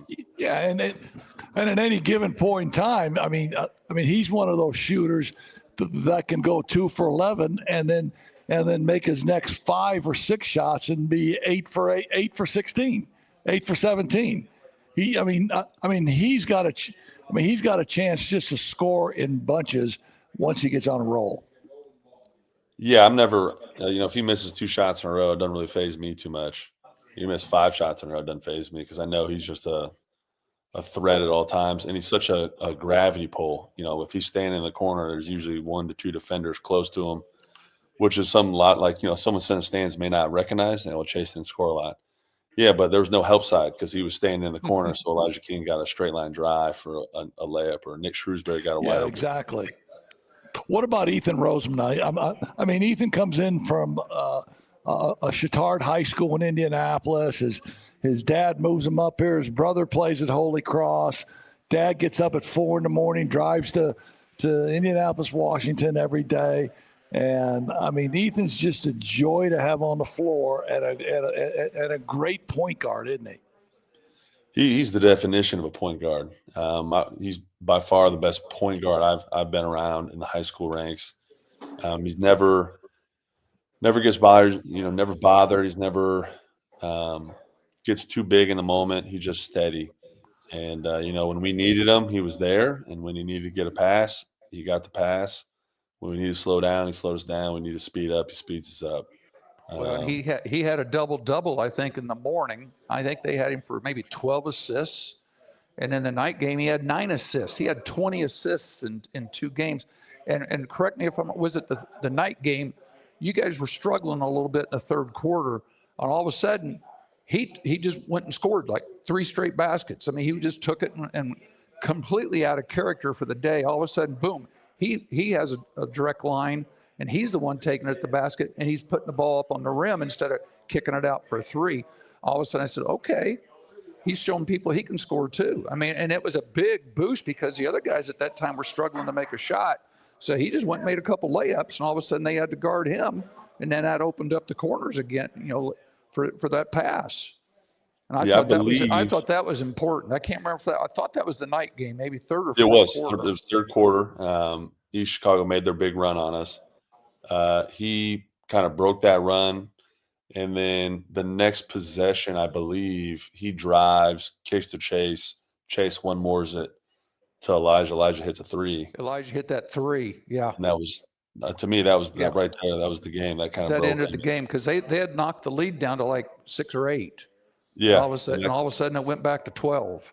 Yeah, and I think that was kind of it right there. So yeah, but that was all Ethan. That was Ethan Rose. That was Rosen right there. I mean, he went and scored it a couple times, drew attention. Next time down, he, like you said, kick us to the corner, and everybody's talking about King's 3. Was it? Well, who gave him the ball? That's what I was thinking. See, you and I see that. Fans don't. Yeah. So now you got addicts, man. Indianapolis, Christmas addicts. They bring in 7 transfers to start the season. They actually brought in 6. And one of the kids played his first game at Lawrence Central High School, transferred the next day, and now is balling up at Christmas Addicts, a really athletic team. What's your take on them after just watching film? I mean, just for a little bit now. Well, they go fast, I'll tell you that. They got the big fella Briscoe on the inside. He is an elite level shot blocker, rim protector. I think he averages 5 block shots a game, somewhere in that ballpark, which is pretty impressive. So I think it's going to be a battle of wills come Saturday. Can we keep them out of the paint? Their ability to get downhill is pretty impressive and well coached. Can we slow them down? Can we cause them some turnovers? And then on the offensive end, can we do that to them? Can we make them sit down and guard us? Can we get in the paint? So I think it's going to be a fun, exciting game. I think this is going to be one of the more fun games come Saturday. I think so too. So when you look at them, and obviously it's a one-day study, and probably you looked at some stuff on Sunday, and you'll get into it more during the week, but and you look at other teams. I mean, you want to speed McConaughey up. You want to speed some of these teams up. And without giving away your philosophy, will you pull back a little bit, or will you still play the way you've always played? We're still going to play the way we play. What would be 84 feet? Probably not. Probably like a 3/4 court. Try and slow them down and frustrate them. See if we can't get some tip passes. I think it's important. We kind of aim right around 20 deflections is what we want our guys to get. If we get 20 deflections, we think we're in good shape defensively. The big thing for us, we don't want them. They get the ball out of bounds. We score. The ball's through the net, out of bounds, and into their guard's hand in half a second. So we don't want to get caught going the wrong direction when they get out. Be a little bit different than what we typically do, but we similar to East Chicago. We ended up going a 3/4 court press just because they were getting by us so fast. So we tried to slow there was down. a lot of action. A lot of your action was right around half court, as I recall. Yeah. Compared to McConaughey, where it was deeper. You were down around the foul line, 3-point line. 3/4 court was where you were doing your damage with them. Yeah, so we'll kind of adjust. The good thing about our guys is, we got a couple play calls, so they're good on the fly about where to line up.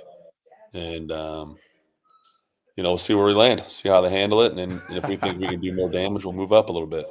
Well, yeah, I think this has been a historic 2-year run for you. I mean, you've had these kids for a couple years. You've coached them. I mean, if anybody knows them, I mean, you do. And to be in the state championship game the second straight year, I think is a testament to you. And I mean, what a phenomenal coaching staff you got. I mean, Swanigan, Booker, Fisher, Lee Ross. I mean, those guys coach their brains out, and you're the head guy, and you're just so. I mean, you're so fortunate to have such a great coaching staff with you, right? Yeah, I mean, they're a massive part of the success we've had. Having Booker, you guys have been around Booker, he's been big. Told me, like, you got to go spend time with Elijah. He's a young dog trying to figure out how to be a killer, and you've been there, kind of help lead him. He's been great for him. And Lee Ross does a great job. He does our scout for us, for the guys, who breaks it down for us, which is great. And then Swanigan, he brings such an immense amount of knowledge and experience. Every time we're in a situation, he's like, I remember, in the Big East, we did this. And you're like, oh, all right, that's nice. How does that work for you? Right. Hey, so what's your schedule this week? Were you in Indianapolis today? Yeah, we were in Indy today. We don't practice. Once we hit March, we don't practice on Mondays. We like fresh minds, fresh legs. Tomorrow, we'll go tomorrow pretty short, 50 minutes. Same on Wednesday. And then Thursday, we go back to Indy for practice. Friday, we'll head down, hotel, and practice, walk through Saturday, and get ready for the big dance. So which day do you get to play on the main court, or to practice on the main court? Or Thursdays. Thursday's our day. We practice. So you get to make 2 trips down there, 2 back to back, huh? Yeah, the guys are really disappointed. They're gonna have to miss school twice this week. They're real upset about it. But things you're gonna do. Yeah. So and obviously being a St. Joe alum, and just and seeing the success. I talked to Coach Donewald, and we talked about you and the program. He is so proud and excited for you guys also. My brothers were in town for the Hall of Fame deal. Everybody talking about the St. Joe, and of course the St. Joe Indians. Now I know you got to be politically correct, but we all talking about the Indians, man. So I know that you'll travel well down there. The fans will be with you, but there will be so many other people that will be thinking about you and watching that game, and praying for those St. Joe kids to have the game of their life, man, and bring that state championship trophy home, man. I appreciate it. I appreciate the support and the kind words. We wouldn't be there if it weren't for the Indians before us that helped set us up, and we try and build on the culture that was there when we got there. So we really appreciate it, and hopefully we get a lot of people down there to watch us. Well, here's the kicker: how many seniors you got in your rotation? 2. That's what I thought. Yeah. Well, there you go, man. So this whole thing is set. So here's my deal: all these players are getting out of NIL money, right? Are they coming to you and renegotiating your NIL stuff? Yeah, well, I'm hoping after this, maybe they'll kick something my way. Yeah, John. I mean, you better tell Kennedy to start taking care of you, man. You and all the other great coaches of St. Joe, man. You guys do such a great job there with student athletes, the culture, and the way it used to be. And you guys, carry that tradition on. So again, we wish you all the luck in the world. We're thinking about you, and congratulations, man. Yeah, I really appreciate it, and thanks for letting me come on and talk. I always love getting a chance to talk to you guys. This is fun. Hey, we'll be down there doing radio, so I'll be down there at 6. We'll be at half court, right behind the TV guys. So we're across the way. So I'll make sure I'll find Booker, and then I'll get some secrets from him. How's that?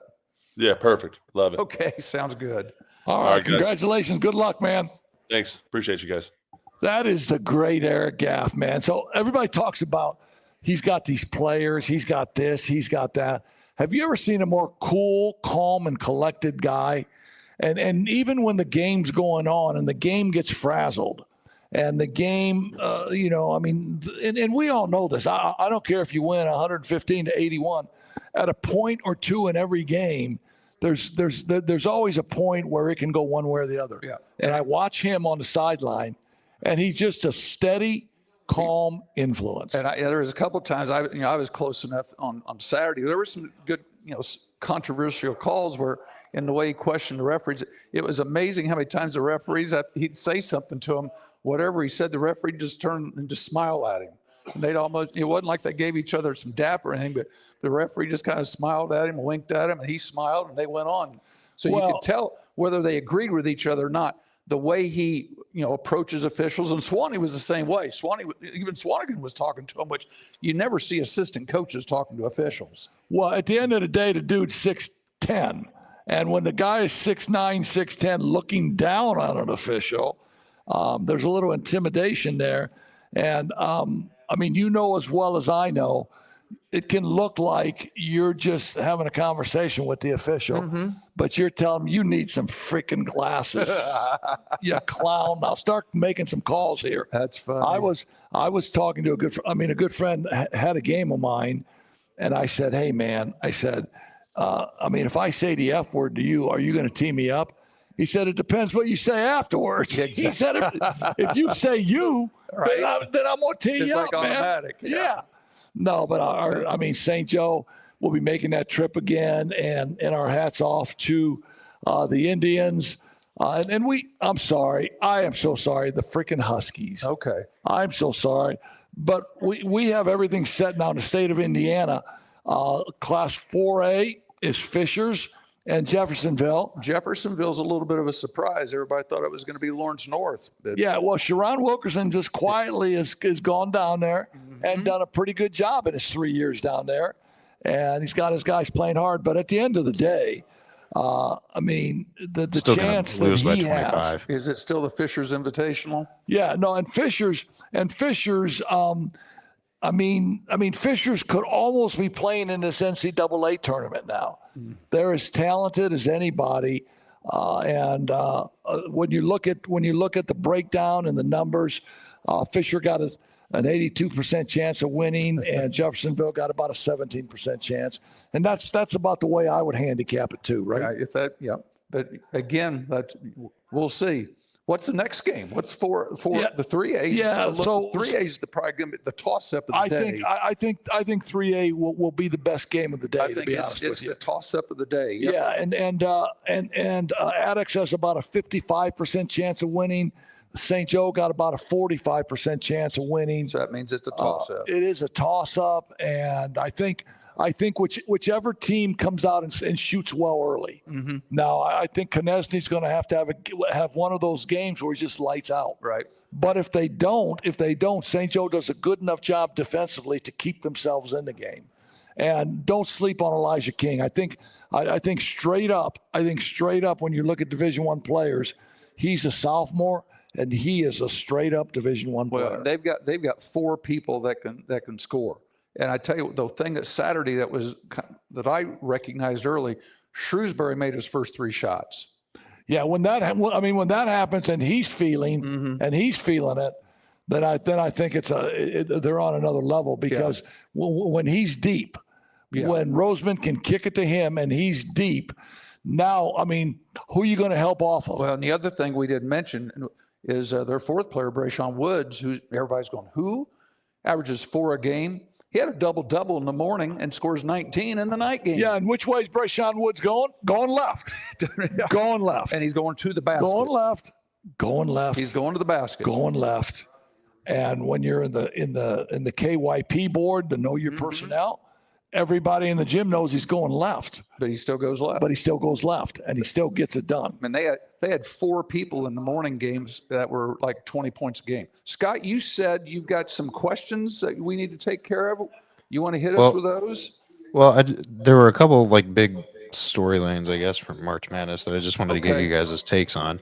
Well, here, let us finish. Let Coach finish the high school stuff here. Yeah, in 2A, Manchester, coached by Eli Henson, a former coach at Elwood High School. Yeah, well, he's a North Miami boy, matter of fact. Yeah, just doing a great job at Manchester against University. Manchester got a 77% chance of winning that game, and University about a 23%. So obviously that will be much like the 4A state championship game. They had to work like the devil to get out of Michigan City. They had they hit a 3-pointer. They were down 2, hit a 3 with inside 10 seconds to beat Jimtown in the morning, and then turn around and had a 2 or 3 point game with a 21st Century that night. So they earned their trip down to Indianapolis. Yeah, and without question, do I believe that those numbers in that 4A game and that 2A game will stack up. Now the 1A game, Clinton Prairie and Orleans. Is that New Orleans or is that just Orleans? No, that's Orleans. It's down by Bloomfield, Bedford, that area. Okay. It's actually in France. Yes, I am going to stop it. I got to ride the South.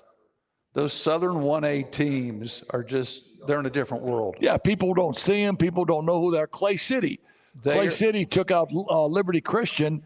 And, Clay City was really good. Played a zone. Liberty Christian couldn't bust a grape from deep. And so Clay City, a Southern team again. Those 1A teams in the South they're money. Yeah. They're money. And so Orleans, about a 56% chance of winning. Clinton Prairie, about a 43% chance. So I think without question, the best game of the day will be 3A. And that's a 6 o'clock start. Yeah, between St. Joe and Indianapolis Attucks. And so and you can and you guys are going to have the audio only, right, on Broadcast Sport. You can listen to that game with us right here on Broadcast Sport. I will be there. John will be there. And people don't realize it. One of the best bargains is this pay-per-view they have. People, they're still the old timers say, I'm not paying to watch a high school ball game on TV. But you know what? It costs you one ticket. It's like $8. You sit there in your own couch, your own lazy chair. You put it on your TV, and you can have a room full of people. All right, let me ask you this question. Is it $8 for one game, or can you watch all days? It's $8 for the one game, or it's $20 for all 4 of them. Wow, that's a pretty good deal. So to me, if I wasn't going to be there, I pay the $20 and just put it on. It's Indiana champ. It's called the Champions Network. Yeah, probably Greg Rakestraw. Yeah, Rakestraw is going to do them. And what's interesting is they sit right in front of us. Yeah. So we have great seats. I will be literally at half court, right behind the TV people, front row of the press row. I've shown pictures in previous years. All the college coaches literally sit right there in front of us, and we see the back of their heads. And what a great weekend in Indianapolis. Scott mentioned Friday night, you've got the college games over at Lucas Oil. Purdue's got the 10 o'clock game with Houston. And that place think about how crazy that's going to be. You got Kentucky and Tennessee. You've got Purdue and you've got Houston. Houston's the number 1 seed, and they're the visitors. Yeah, no, it's going to be that place is going to be absolutely nuts. No, those people have no place to go. So Saturday, guess where they're going to go? Come over and watch a high school game. Yeah, and then Sunday you'll have the Sweet 16 championships. Yeah, you're down to 8. So you're exactly right. Indianapolis will be rolling this week. There won't be a hotel room in sight. And the great state of Indiana will be well represented in the NCAA tournament. Scott, what are your questions? So when you guys were talking about Coach Gaff's way of handling referees, it brought up I had a great segue planned, but you guys kept going, which is totally fine. But somebody who is not great at handling referees? Danny Hurley. Dan Hurley. Did you see the way he flipped his lid at A, in the game, and then B, in the tunnel after they lost, and then C, him crying in the press conference with Tracy Wolfson? That's not a good look. So my question is, as coaches, do you like him as a representative as coaches, or are you kind of like, okay, well, he's not exactly my flavor, but his guys like him and he's been successful, or what have you? Because I can't stand the dude. I think he's a total jackhole.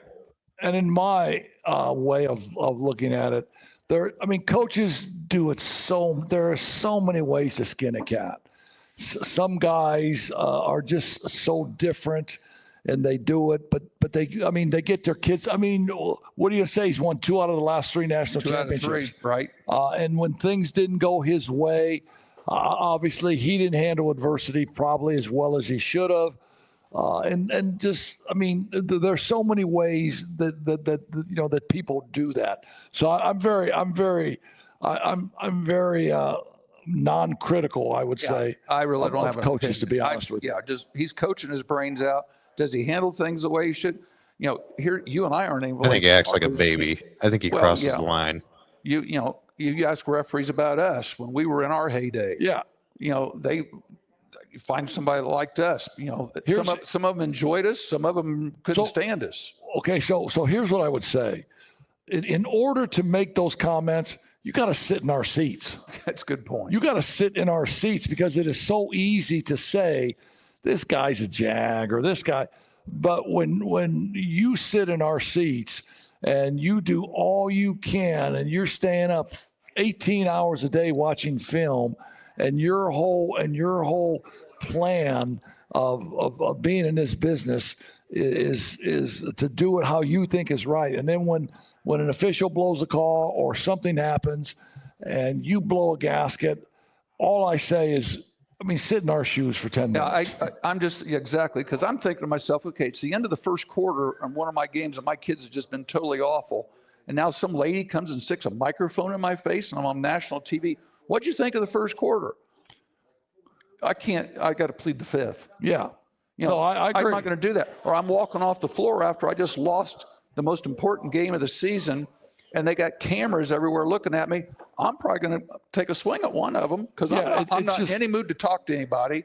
And then the media wants to critique every step you take and every facial expression you have on your way to the locker room. Yeah, and again, until you've sat in our seats, until you've put a game plan together, until you've dealt with kids like we have dealt with them, I got nothing for you. Yeah. Now, if you're going to sit there, if you're going to sit in that press room, and you're going to ask me questions that I think matter, okay, right. But if you're going to ask me a question that I think is a stupid question, I may just say that's a stupid question. Was it Mick Cronin after UCLA lost? They were starting to ask him questions, and he's going, "Look, all I'm thinking about right now is we just got our ass beat, and my biggest concern is how bad those seats are on that Allegiant airplane on my way back to Los Angeles." But he's being honest about that. Yeah, he says I have no evaluation going on. He said he's not throwing a full-on temper tantrum either. No, but in his way, I think he was saying, leave me alone. Danny Hurley and all these other big-time Division I coaches, though, they handle their media availability really well. And I would buy the excuse that they don't like having cameras in their faces if they weren't.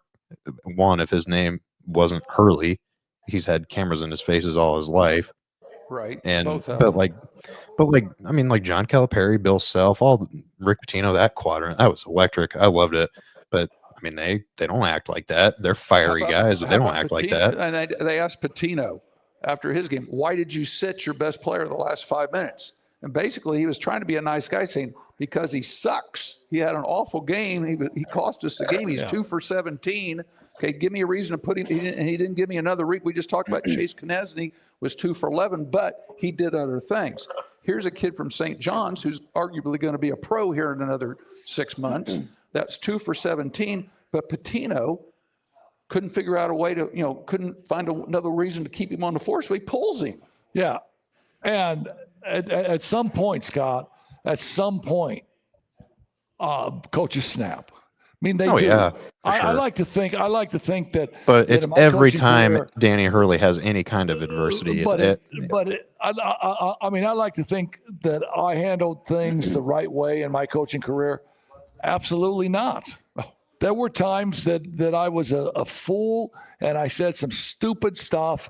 But I'm 69 years old now, and I would handle it differently. When I was 35 years old, it was different. It was different. And you're coming off of a deal where you've been the king for 2 straight years, man. Now you got to learn how to not be the What king. happens when somebody knocks you down? Yeah. Well, yeah. he didn't win with class either, and he's surely not losing with class.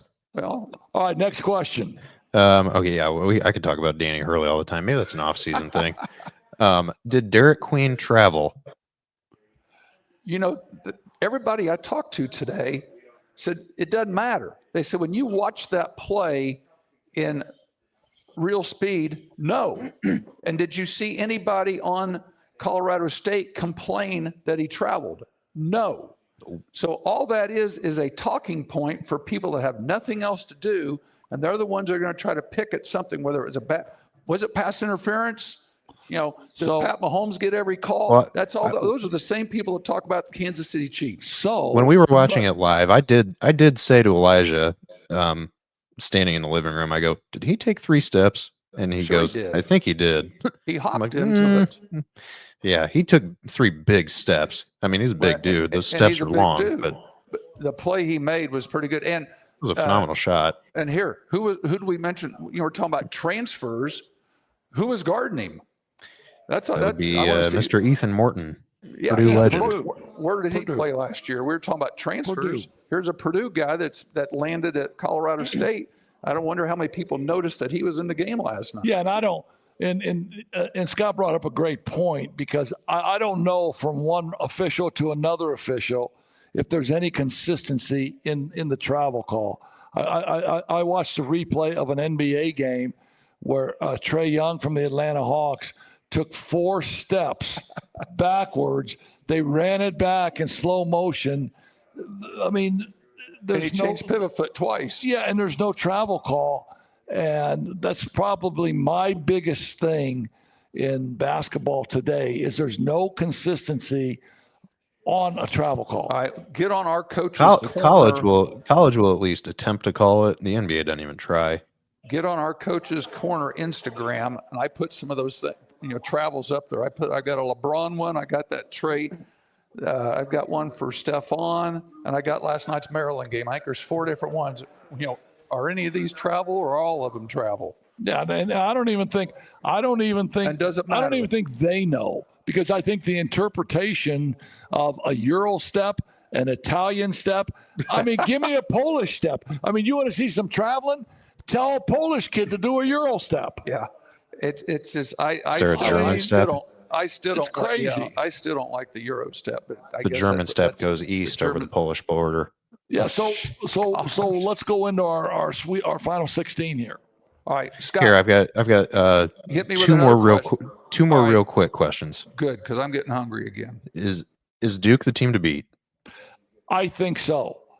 I love Duke. Everybody's on Cooper Flag. I think the 7'2" defensive guy, Mutombo's brother or whoever, is amazing. He's the difference maker. What's his name? Malamucho or something? I don't even. Well, and if Tyrese Proctor is hitting 7 threes a game, well, the big guy in the middle allows those other 4 to be aggressive, a lot of freedom. Yeah, and that big kid. So I'm a big Chicago Bulls fan, and everybody said, "Well, we got to tank. We got to get a shot at Cooper Flag." Who's the good player? Who's the new rookie? Who's the rookie at Chicago? I read something today where Chicago's got a new star. Well, yeah, Matas Bucelis. Okay. Who went for 31 against the Lakers last night. Exactly. But if you don't have a shot at, and don't get me wrong, Cooper Flag's really good. I think he is really good. But if you don't have a shot at him, the 7'2" center at Duke is amazing. Yeah. Is amazing. But I think Duke would be the team to beat. I like Florida. Duke is an 8.5-point favorite or Arizona, and then they'll have to play the winner of Alabama, BYU, which is going to be electric. I saw the over under on Bama BYU is like 175 or something like that. Yeah, they're going to have a lot of points. And BYU's got a new coach, because where did BYU's coach go? Kentucky. Mark Pope. Yeah. And isn't it interesting that Kentucky, BYU are both still in the tournament? Yeah, I think so. And so's Michigan. All right, so Arkansas. So John Calipari having his way with Rick Pitino.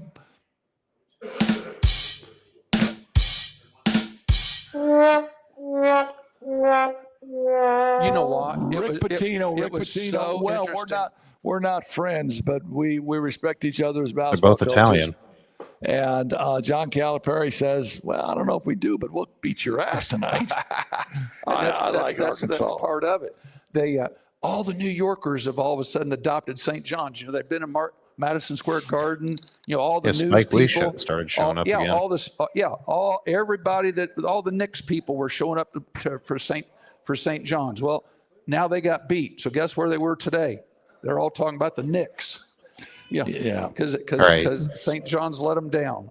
Last thing. Michigan State, Ole Miss.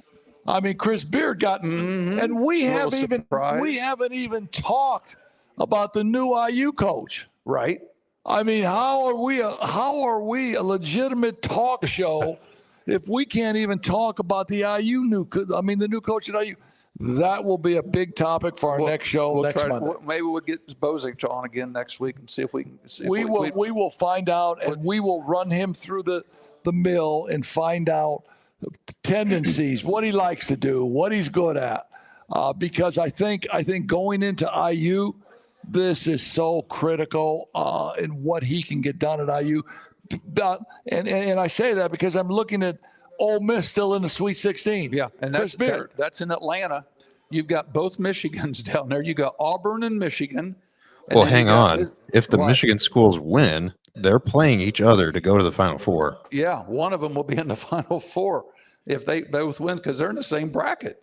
Auburn, Michigan, of course, Mississippi, and Michigan State. I mean, I think Florida, Arkansas is the game in the West bracket. Yeah, and again, don't sleep on Texas Tech. They're favored against Arkansas, but anytime you're playing with Coach Cal in the tournament. And then you look at the East.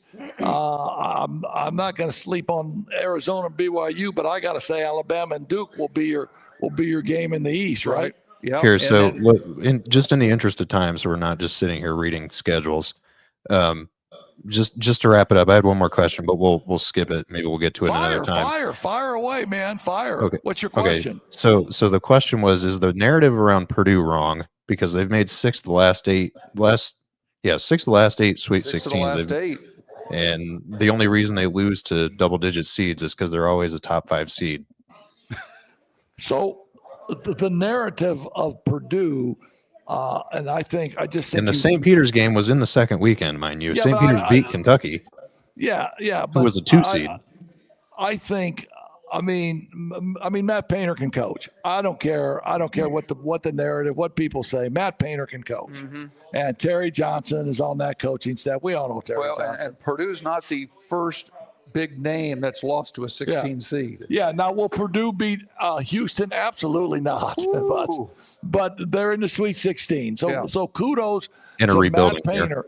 So kudos to Matt Painter. When he's got the National Player of the Year that he loses, his whole style of play is built around a big, throwing it into the post. Now he has to reset his team and play a different style. But kudos to him for being in the Sweet 16. How about this other game, the JV game before them, Tennessee and Kentucky? Yeah, no, great game. That's game 3. Now Kentucky's beat them twice already. Yeah, and I mean look for Houston and Kentucky, obviously, but don't sleep on Tennessee. Yeah, I wouldn't sleep on Tennessee. So before we wrap up, just to kind of put a bow on it, each of you give me your Final Four. Well, I will. I'll give you mine, right? And I apologize. For not putting a bracket in. I do have our bracket. We do need to mention who our leaders are. I didn't. I just fell asleep on it because of the Hall of Fame, because of all the stuff. Had a couple things going on. But I will tell you, my Final Four in the South, and this is I'm going out on a limb here. I'm going to say Mississippi in the South. I'm going to say Florida in the West. I'm going to say the Dukies in the East, and I'm going with Houston in the Midwest. I'm going straight chalk. I'm boring, but I think this tournament has showed. I'm going with all the number ones. Which is Houston, Duke, Auburn, and Florida. Yep.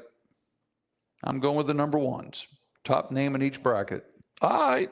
That's That's safe. All right. Scott, hey, before we go, let me tell you, we've got our entries in our pool bracket that we have that's on CBS Sports. Right now, whoever first place happens to be Mrs. King. My wife is. I think she's in first in the family one, You too. filled out 9 brackets and put them in different names. I will obviously say I had nothing to do with this. She did this one all on her own, and she did it strictly by mascots and color of jerseys. And she picked Auburn to be the winner. So everybody else that has Auburn, Ben Hallett, you're tied for 3rd place, and you've got Auburn. So you need my wife to lose a couple games that you don't lose this week. 2nd place is our baseball coach down in Daleville, Terry Turner, who we saw on Wednesday night. Yeah, I love Terry. And he picked Duke. So Wait, who's in last? Last place, Me. You. Interesting. Yeah. And one of my friends from high school, Misty Salvi, picked Florida. She's in 3rd. So we've got some friends that are participating. We appreciate that. I am in 8th place right now. But the thing that I did, I have the only team that picked Houston. So if Houston wins, I win. Well, I've got friends in low places. That's where I am right now. Yeah, I got friends in low places, man, where the whiskey tastes good and the beer chases my blues away. And we will be back here next week, same time, same place, with all the correct answers to your questions. And next week we will try and get on a former Sweet 16 coach himself, Dick Hunsaker. We will try and get that answer on the Indiana University next head coach, strengths, what he likes, what kind of players he wants to recruit. And we're gonna break down our new coach. And we will have 4 high school state champions by this time. Yes, we will, and hopefully we'll have a winning coach of the 4, 1 or 2 winning coaches on our show next week. That'd be good. The best man. Thanks, everybody. Be cool. Peace.